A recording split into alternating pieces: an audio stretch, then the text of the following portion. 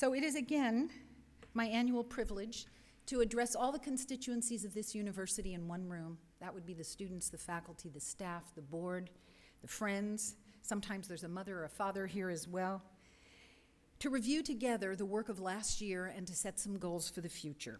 The State of the University address is always my kind of frank assessment of how we did the year before, and our successes, our challenges, and to sort of remind us also of our strengths. What this ritual gathering proves anew each year is that AUP flourishes because we are all partners in its leadership.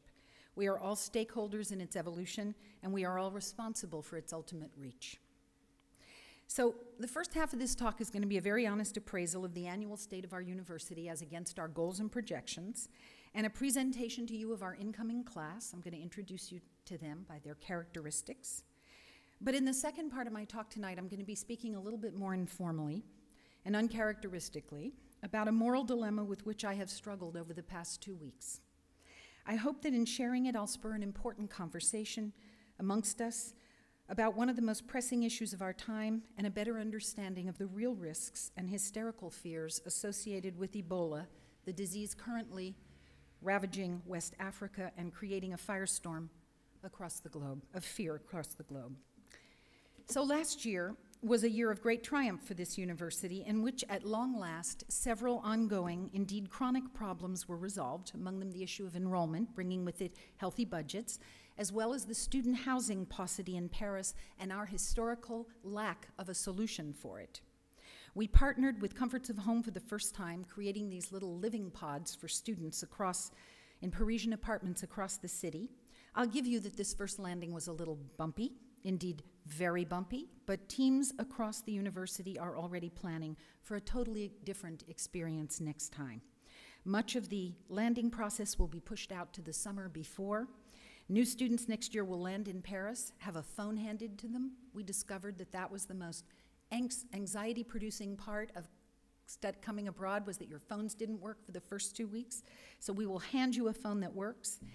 And much of the placement and registration process will be out of the way, and students will have a social and academic and cultural orientation when they land. As for housing, suffice it to say that in future we will own the landing process and also the processes that govern them. I'm very sorry to the students in this room who might have been amongst the guinea pigs, but I promise you that you will get great war stories out of it in the years to come.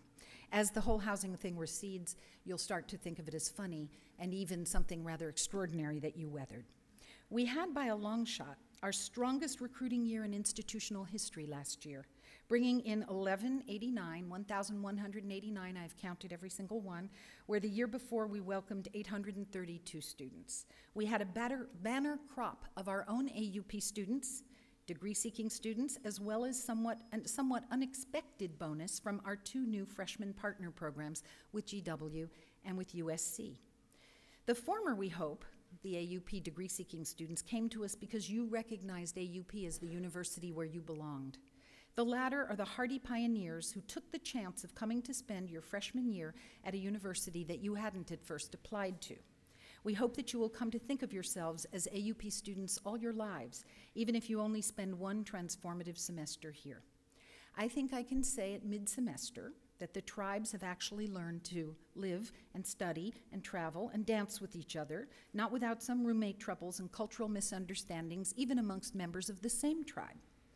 This is what the first year of college always brings with it, and that's why it's called the Great Unlearning. You will always look back on it with nostalgia, and you will only realize later, because study abroad is always a time-release pill, how much you have learned about yourself, others, and the world. We like to think at AUP that this quantum leap forward in our history was the direct result of our having identified our perfect fit AUP student, the one who recognizes him or herself in our communication about our university, and who, landing here, flourishes both inside and outside the classroom. After a whole semester last year of institutional research on current and former students, graduation success, alumni outcomes, as well as a host of retention and financial aid measures, we came to understand not so much the students who leave us because they're in search of a major that we don't offer, or they had family problems or financial problems, but actually those who stay for the full 4 years or the full graduate program. We call that student AUP's Global Explorer, and he or she is a more mature, independent, globally minded, high-potential student than the average college-going recruit. The Global Explorer is hungry for a journey of intellectual, cultural, but also personal exploration. Such a student is not in the least daunted by the experience of being not at home or being in the home of another, and is comfortably independent in a foreign environment. But the portrait of the Global Explorer requires some nuance, as the university hosts a range of different kinds. Our fit students hail from 107 countries, may have parents of 2 different nationalities and have lived in a 3rd country, speak 3 or 4 languages upon entrance, and feel comfortable in a learning environment of great diversity. These explorers feel particularly at home in the AUP classroom with its characteristic mix of religions and languages and cultures. There are other people like me in the world is a frequent refrain. Some of our most loyal global explorers only spent a semester or a year here.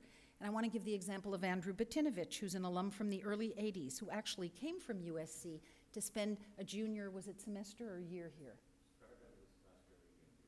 Started as a semester, became a year, and then became 2 years, and then 3 years. So Andy came to spend a junior year experience here, a sophomore year experience here, and ended up transferring to AUP. Today he's on our board of trustees, a true believer.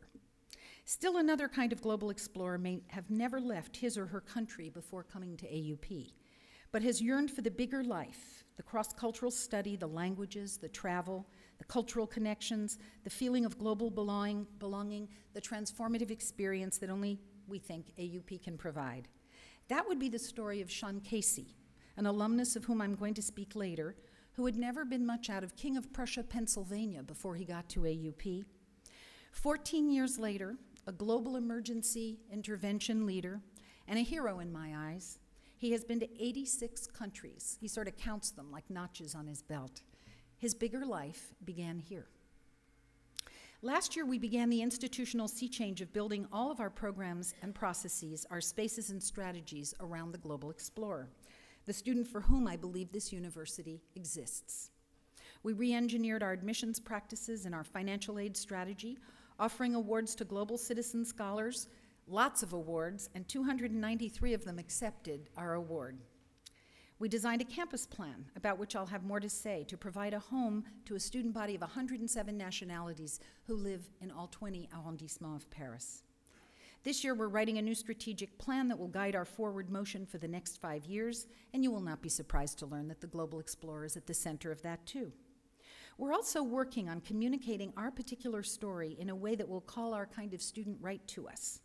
It began with our website, our new website last year, but it will touch everything about AUP, from admissions to our alumni magazine, from print to video to social media, indeed to all the ways we communicate about ourselves.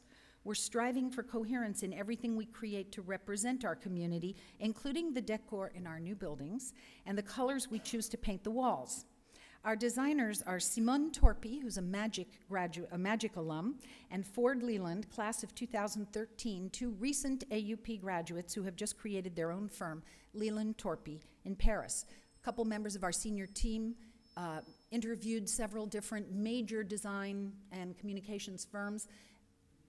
This young firm that's only about a year old, I think we're among some of their first, are you here? There they are, there they are. Raise your hands.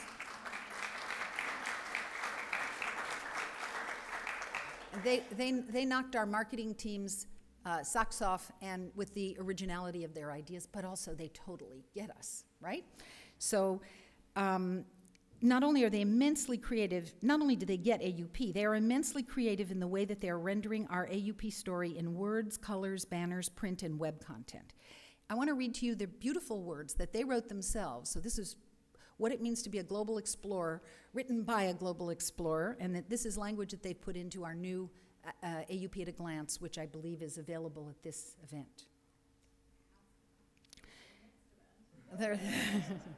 So here it is. We are the thinkers, the explorers, the creators, the leaders, the individuals who have chosen to live and learn internationally, finding our place within a powerful community that begins in the heart of Paris. We cultivate critical thinking through a strong academic foundation that forms synergies between diverse disciplines and evolves to meet the needs of the contemporary job market. We become translators of culture with the capacity to analyze, adapt, and thrive. Nobody says it better. AUP's positioning in a world of many, many indistinguishable universities remains enviable. First, we'll always have Paris. Also, we can shift our recruitment focus much more easily than a locally embedded institution stateside, and we're going to be doing that this very year. I'll explain to you in a few moments how our shift between our ratio between international students and American students has been slowly shifting over the last couple of years. So our real focus in admissions and recruitment this year, beginning this year, will be on the recruitment of international students, and we're going to be moving also into Asia. We also deliver on our promise of providing a student-centered, faculty-mentored, interdisciplinary, liberal arts-based education for the 21st century that we think makes our students better people and also helps them get great jobs. We are the best in the world, with 107 nationalities this year, at offering students the experience of being at home in the world and the preparation to work in it too. But we want to take all of this a step further. Our new provost is about to embark with the faculty on a thoughtful retooling of our dynamic curriculum as it aligns with the career and graduate school aspirations of our explorers. We want to take the AUP learning experience outward to the world, creating a path to a career for every single student. That means integration of advising and career services as early as the freshman year, and much more attention to internships. So what's ahead this year for the university? Well, AUP's leadership team was galvanized by the hire this year of 2 new members. Our new provost, Scott Sprenger, came to us from Brigham Young University, already a famous blogger on liberal arts matters and a proven leader of curricular change. And our new director of enrollment management is Tim Rogers, who, like the spy who came in from the cold, accepted our offer to lead admissions after nearly a decade as a consultant to 149 institutions and 19 governments.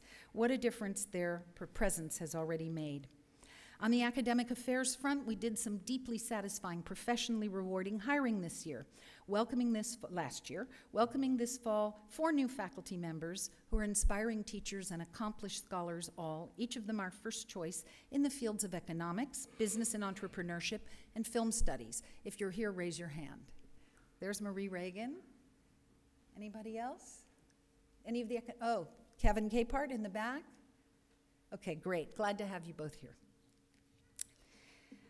This fall, we also advanced the first phase of our 3-year campus plan, which, like everything else at AUP, we're going to be communicating more publicly about this shortly. There'll be information going up on the web. I'm going to write a back-to-school letter to students and parents, and so we'll start to communicate.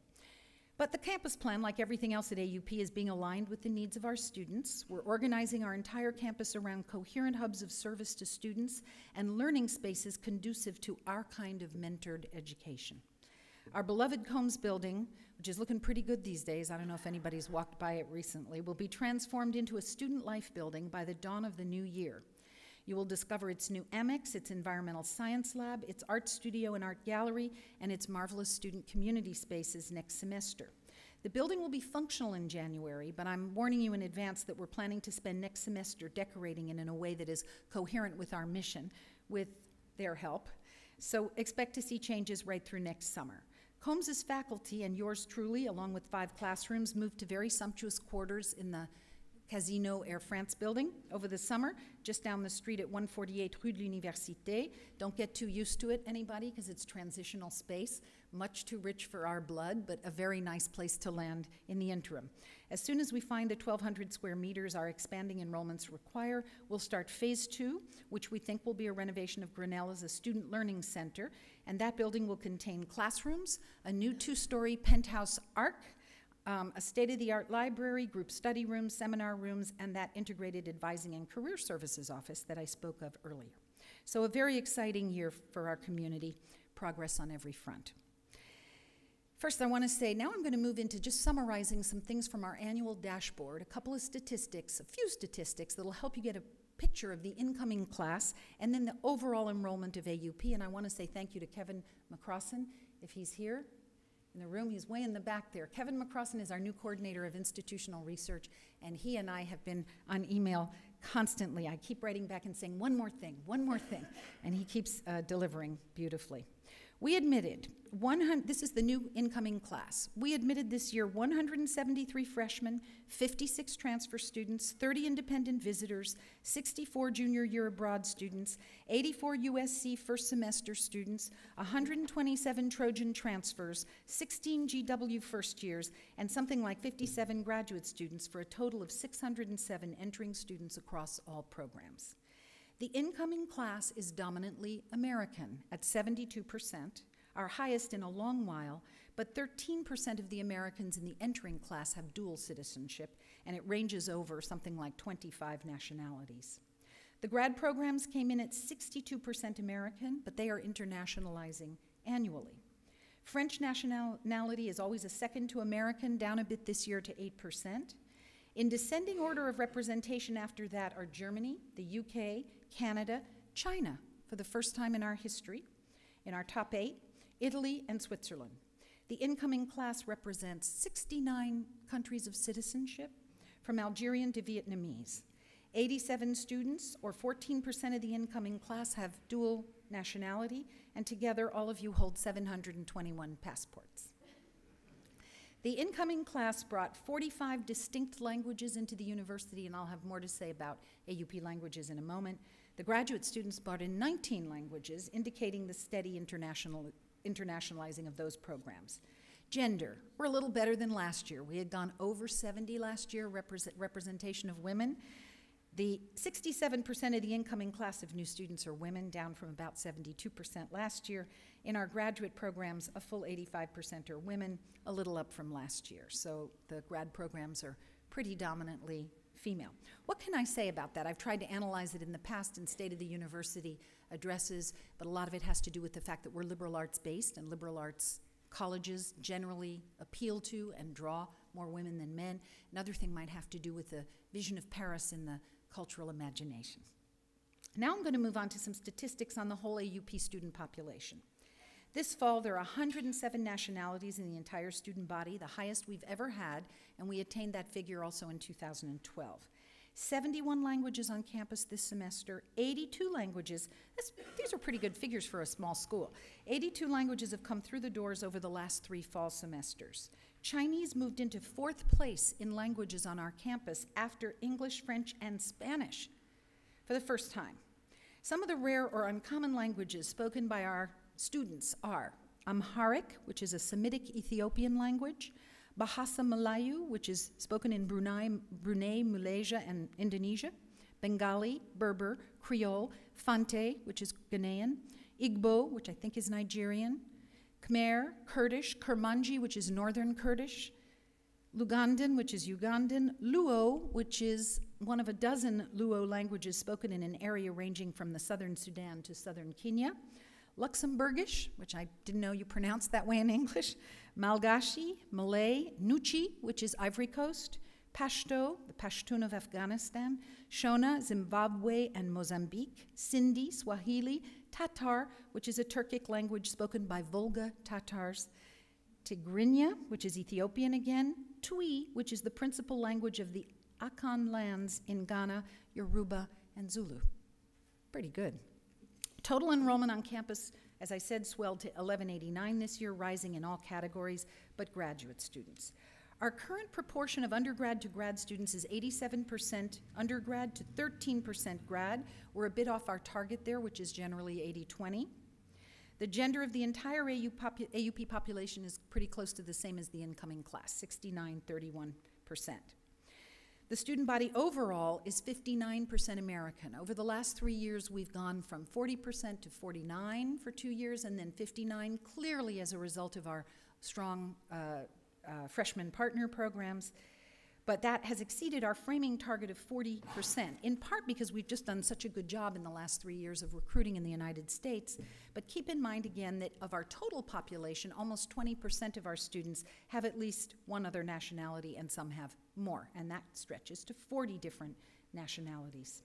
Also, many of our Americans do not live in the US. They live abroad, and they come to us from international schools, national schools across the globe.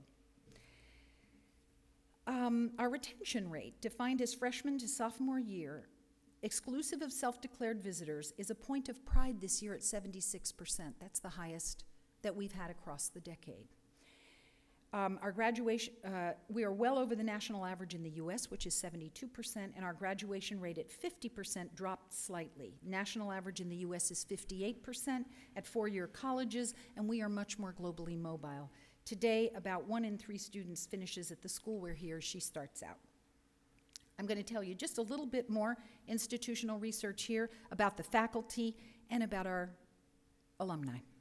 First of all, the faculty holds, we just surveyed them, 28 nationalities, and 40% of the faculty holds at least 2 nationalities.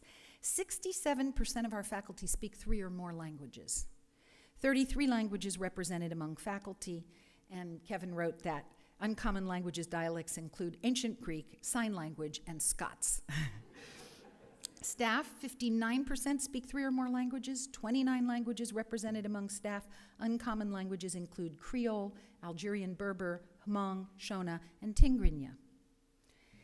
Gender balance. Faculty is 60% male, 40% female, but I am told by my HR director that we beat the statistics in the United States and in France. So it's not exactly what I'd call parity yet, but we're on our way. And in most of the ranks of professors, we're at close parity, not in the ranks of full professor.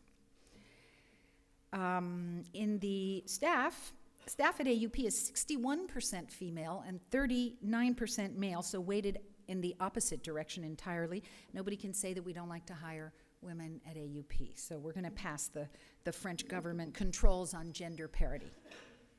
Finally, we learned a lot last year about our alumni outcomes, having sent out a destination survey to our last 3 classes.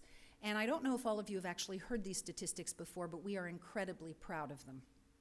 84% of our undergrads and 85% of our grads find work within a year of graduation. Half of our undergraduate alums, go on to further education within 3 years of graduation. 15% of our graduates go on to do PhDs. 94% of our undergraduate alums are fluent in 2 or more languages, and half are fluent in 3. 90% of undergraduate alums and 93% of grads say AUP helped them in their career path. We know that undergraduates are 2 times more likely to find work within 6 months if they had an internship. So these are the kind of results that are supporting some of the decisions we're making. 4 out of 5 undergrads, 9 out of 10 grads say that they have an international element to their careers. What percentage is 4 out of 5? 80%? 80%. So 80% of our undergraduate alums tell us that they have an international, and 90% of our graduates, they have an international element to their careers. 2/3 of our undergrads and 3/5 of our grads are working in a language that is not their native tongue. That's also amazing. And our graduates of the last 3 classes are living in 50 countries around the globe. So moving from some of those statistics about our alums to the second part of my talk. In the second part of the State of the University address, I want to talk about one particular alumnus of this university and a decision I had to make over the past 2 weeks, which I found literally wrenching. I'm not new to moral dilemmas, but this one was out of the ordinary, and I feel it calls for out of the ordinary address. Sean Casey, the global explorer that I spoke of earlier, from King of Prussia, Pennsylvania, who is currently the Director of Operations of the Ebola Emergency Responsibility Team of the International Medical Corps in Monrovia, Liberia, graduated from AUP 10 years ago. He got an MA in HIV management from Cape Town University right after graduation, and in the past 9 years has served CHF International, the International Rescue Corps, Heartland Alliance for Human Needs and Human Rights, and now the IMC. He faced down the cholera epidemic in Haiti right after the earthquake, calling to him several extraordinary AUP grads who blogged back to campus about their experiences and came back at the 50th to tell us the stories. At one point during the Iraq War, Sean was helping to find safe houses in Syria, something hard to believe today, for homosexuals being persecuted in Iraq for their sexual orientation. He weathered 2 years in one of the most difficult places on earth, the South Sudan. When the world calls, when there is suffering somewhere, Sean is the first to go. I was not surprised to learn he was heading for Monrovia a few months ago, nor was I surprised to read about the Ebola treatment unit he manages on the front page of the New York Times, not once but 3 times 2 weeks ago. Sean's treatment unit is one of 6 in Liberia, run by the only 2 NGOs currently working there, the MSF Médecins Sans Frontières and the IMC. The other treatment centers are run by the Liberian Ministry of Health. Sean's unit has 200 health workers, not a single one of whom has contracted the virus, by following the protocols established by Médecins Sans Frontières. In 20 years of battle against Ebola, only 2 MSF health workers have contracted the virus, never in a treatment center, but outside where they were not following protocol. Sean is proud that in a country where 70% of the people who contract Ebola die, in his unit they have it down to 40%. Paul Farmer, the head of Harvard School of Public Health, I think still the head of Harvard's School of Public Health, great physician, anthropologist, author, and humanitarian, admires Sean's work and calls him Seancito, affectionately. The U.S. Deputy Surgeon General and Admiral in the Navy visited Sean's unit this year and has now decided not only to fund his unit, as well as a second unit and a training center that they're about to create, but he decided as well to bring the U.S. Public Health Service team that is about to intervene in Liberia to train in Sean's unit. All of this funded by the $750 million the U.S. is about to invest there. The Deputy Surgeon General is also opening a hospital for health workers in Liberia, on which Sean will consult to make it feasible for more people to join the fight against this disease. After visiting the treatment center, the Deputy General gave Sean a challenge coin, and if you don't know what that is, a military medallion normally presented by unit commanders to members of their own unit in recognition of exceptional service. Samantha Power, the U.S. ambassador to the UN, is coming to his treatment center this coming Tuesday. Sean is 32 years old and a modern hero. I have known Sean for 14 years. Think of him as a son, as one of the finest exemplars I know amongst the graduates of this university. I flew him in from whatever country he was working in at the time to speak at my inauguration. I always talk about him when I'm on the road, and I tell stories about different kinds of students that we have at AUP. When he called me 2 weeks ago to say he was taking a week's leave and coming to London and Paris, my first impulse was to ask him to speak at AUP. Indeed, to share the dais with me tonight, to share the address to the community. But I knew in my heart that even the thought of an appearance from someone to leave so lately a Liberian Ebola treatment unit would divide our community, and divide our community it did, even in the very early planning stages. There were staff members who said they could not attend such a lecture, faculty and students who were terrified at the thought of it, board members about to arrive on campus who could not be prepared in time and with whom we wouldn't have had time to have a dialogue, parents across the world who thought their only worries were lack of enough keys and the siren call of Parisian discos. Wait till they found out, anyway. And no time for a campus conversation about any of this. And for every single one of those frightened at the thought of Sean coming to campus, there was an equal number of faculty, staff, and students who were outraged that Sean would not be invited back to his alma mater, not on this trip. To complicate matters further, Sean also posted on our Facebook page that he planned to attend the Magic alumni event that was planned in London last week.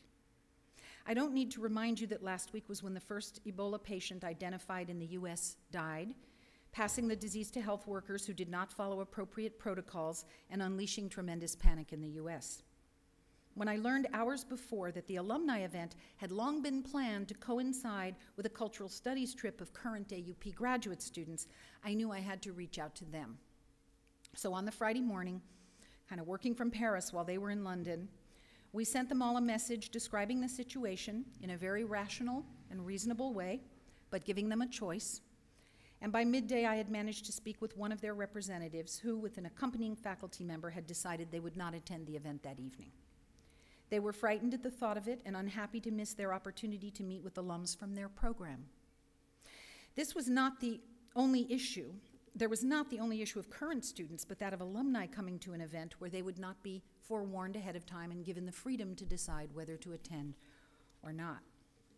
It was at that moment, kind of hours before that event, that I made the decision, the right one I still feel at the moment, given the amount of time I had to prepare it, to call Sean and ask him not to attend the event. Even though the BBC the day before had not let him into the building for the interview they asked him for, they asked him to go back to his hotel and be interviewed by Skype. Even though days later, Al Jazeera would interview him outside their offices, even though I knew that in these instances, as in the case of many members of our own community, the perception of risk was probably much greater than the risk itself, even though I was sure of my position as a leader of the institution. That phone call was one of the hardest I have ever had to make.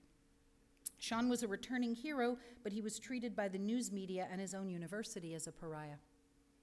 He told me that he never felt so intensely the stigma, ostracization, and rejection of the patients he was laboring to cure.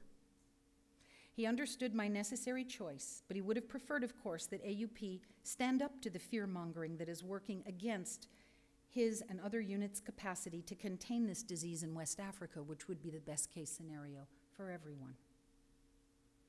Although we did not take a ridiculous position like that of Navarro College in Texas, which has just announced that it will not take any applications from students residing anywhere in Africa, or Syracuse School of Public Communications, which disinvited a Pulitzer Prize-winning journalist who had been back in the U.S. and symptom-free for over 21 days, and who had just addressed a Senate subcommittee. Sean would have preferred, of course, that we have the courage to take a stand against misinformation and fear and welcome him home. On the eve that we asked him not to come to the alumni event, of their own volition, 2 AUP alumni living in London called Sean and invited him out to dinner. Another faculty member took him to breakfast. Many others at the event, where the issue was the major subject of conversation, reached out to say they would have welcomed him with open arms, but not everybody felt that way. There has been much debate on this general issue on his Facebook page, but I should also tell you that the International New York Times here in Paris, which had been tipped off by someone angry that Sean had been excluded from speaking at AUP, called him to ask him to make a statement, but Sean himself chose not to speak to them. I haven't wavered from my conviction about the decision of last week, but that doesn't mean for a moment that it wasn't excruciating to execute and carry out. There is a moment in Aeschylus's monumental trilogy, the Oresteia, translated by one of my mentors at Princeton, Robert Fagles, when Agamemnon the king faces a terrible choice. He has to decide whether to sacrifice his own daughter Iphigenia or the alliance, the institution for which he is responsible. The chorus's powerful words came to my mind many times last week. A father's hands are stained, blood of a young girl streaks the altar. Pain both ways, and which is worse? Desert the fleets, fail the alliance? In this instance, it seems to me the institutional choice, given the division within the community, was fairly clear, but it was and the shortness of time. But it was disappointing to Sean and agonizing for me. He and I have spoken on the telephone several times this week, and we've emailed back and forth. Our long relationship is resilient, and we have listened to and heard each other. We decided together that I would open a dialogue tonight about our collective global, institutional, and individual responses to Ebola at AUP, because that felt like the most healing way to go about promoting facts over fear, the most galvanizing way to replace reaction with real action. I promised to speak about this during my address and to invite the community to reflect and to speak afterwards. This is a learning and teaching moment for all of us, one in which we will probably hold very different opinions, but I think universities exist for precisely that reason, to hold opposing ideas together, sometimes in tension, but always in a way that engenders further dialogue, more research, and an increasingly rich capacity to hear one another's opinions. Here are some facts he wanted you to know. He understands our fear. This is a terrible, devastating, contagious disease, an invisible killer, and we should have utter respect for it, as they do in his unit. It is not to be taken lightly. People in his ETU who work with patients have total PPE, personal protection, 3 sets of gloves, and a 20-step protocol for undressing that is always practiced in exactly the same order. Not a single health worker, as I mentioned before, has fallen ill.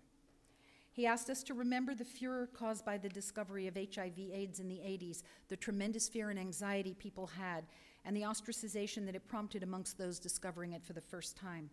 Today, you would not leave a room because someone is seropositive, even if you knew that about that person. We've had time to learn how you can get AIDS, and it no longer stirs primitive fears in us that actually weaken our capacity to address it. He did not, and does not now have Ebola. The disease is not airborne, no matter what manner of disinformation has been spread. You can only catch it from someone who has symptoms, and even then only if you come into contact with bodily fluids, which is why in almost all cases it has been caught by a health worker or a family member who has cared for a patient. He, like everyone else in his unit, monitors his temperature twice a day and would go to a hospital directly were he a tenth of a point over normal. He has not shaken a hand, hugged another person, or kissed anyone since the day he landed there. He would never enter Europe as a risk individual. It would discredit and undermine all that he's working for. Why did he go to Liberia? Because no one else was going. Because emergency response is his life's raison d'être. He doesn't feel fear ever in the unit where he has a desk job, as he puts it. He's the operational manager of the entire unit and the person who will create the second unit and the teaching facility. He never enters the high-risk ward, he does not treat patients, and he works within very strict protocols which he never breaches. The only moment of doubt he had was when he got on an empty plane from Brussels to Liberia and they showed Contagion on the flight. A lot of fear is in our heads. I think we needed a little comic relief there. He is afraid that the slow international response to Ebola may not be able to be scaled up in time. He is afraid that the world's panicked response to the disease will make it increasingly difficult to recruit health workers, without whom there will be no response. 90% of the staff in his and the MSF's units are local people. Only 10% are international. There is so much to be done. What can we do to help the fight against this disease? Sean suggested donating money directly to the International Medical Corps. He also asks us to hold fora at AUP in which we advance knowledge and provide the facts about Ebola. There is a lot more to be said about cultural stereotypes and fear of contagion from many different disciplinary points of view. I leave that convening to our faculty. It occurs to me that the students of this university who have created the beautiful thing that is AUP Cares might want to take on some of Sean's suggestions. He also made several surprising suggestions for how we can help. First, he said that we could send a karaoke machine or a projector and screen so that they can show movies. If people recovering from Ebola can dance, sing, and see films, they feel more human and connected. That's what it would take. He also suggested that we write letters to patients and health workers in his unit. It is soul-killing to wait out an incubation period, and even worse, to experience the disease. It is devastating work these health workers are doing, and a letter from someone that says, "Thank you for doing this work for all of us," can turn a bad day into a bearable one.